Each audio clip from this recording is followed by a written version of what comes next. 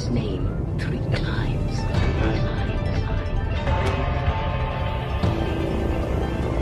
Beetlejuice. Beetlejuice. Beetlejuice. It's showtime.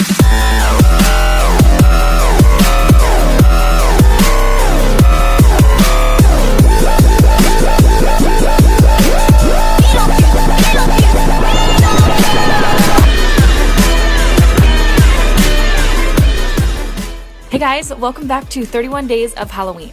If you're new to my channel, 31 Days of Halloween is where I post a new Halloween costume makeup tutorial every day in October. Be sure to subscribe to make sure that you don't miss out on any videos.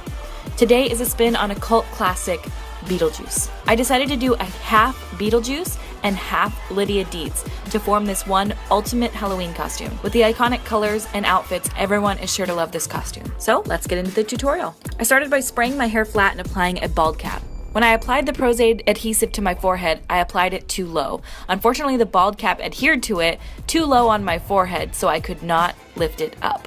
If you were to do this, I would make it a point to correctly place your bald cap up by your hairline and blend the edges well. Since I didn't, you can see the line of my bald cap. I then cut a cheap black wig with bangs in half. I have it on my head to see where to stop the hairline, but ended up removing it for the majority of the tutorial and then put it on at the end. I then blended white cream paint into my skin on the Beetlejuice side. For this, I'm using the Makeup Forever Flash Paint Stick in white, but you can use any white paint that you have. And on Lydia's side, I did a light pale foundation shade. Again, you can use any foundation that you have, but for this, I used the Makeup Forever Ultra HD Foundation Stick in Y117. I then took some green and yellow cream paints from the Makeup Forever Flash palette and a stippling brush and stippled it all over my face, up the sides of my cheek, in the normal Beetlejuice shape. He also has a 5 o'clock shadow on his face, which I mimicked with a black and brown cream paint, gently dotted onto the areas in a very light hand. Then I took a dark purple shadow with a bit more of a warm tone, so it's almost a reddish purple, and blended it all over my eye, up and around to my brow bone and down to the top of my cheekbone. This makeup is exceptionally easy, so just have fun with it and don't be too concerned with it looking perfect. Everyone will know who you're trying to be. Then I dotted on an adhesive all over my face in the dark green areas of the Beetlejuice side and applied moss. I got my moss just from a craft store. For some more dimension, I then patted black eyeshadow all over my mobile eyelid on the Beetlejuice side. I then dotted Prozade adhesive all over my bald cap, waited for it to dry, and then added crepe wool. Crepe wool is a hair-like substance, and I bought this from Amazon. I straighten the hair out and do a quick cut on the ends to make sure that there's a nice straight end for me to adhere it. It's very easy to work with and looks much more realistic than a wig. You can certainly wear a wig and cut it in half, as I did on the Lydia Deetz side. Again, crepe wool just looks much better. Afterwards, I dried off my teeth and applied black tooth enamel. If you have the nicotine color, it would also work great. Using an Elmer's glue stick, I rolled the bangs into the signature Lydia Deetz shape. Then I adhered them to my forehead with Prozade adhesive so they wouldn't move throughout the day.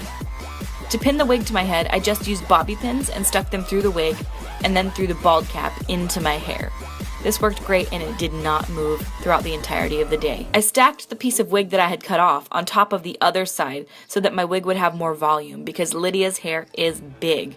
I then teased the wig and pinned it into her hairstyle, which is essentially just a half up, half down. I then took a piece of red ribbon and adhered it to my neck with Prozade adhesive. She basically wears no makeup, so I kept it very simple. Just filled in my brows with a dark brownish black and put on some mascara. Super simple. And used red tulle fabric that I got from Joann's to create the ruffly collar sticking into my shirt underneath with safety pins.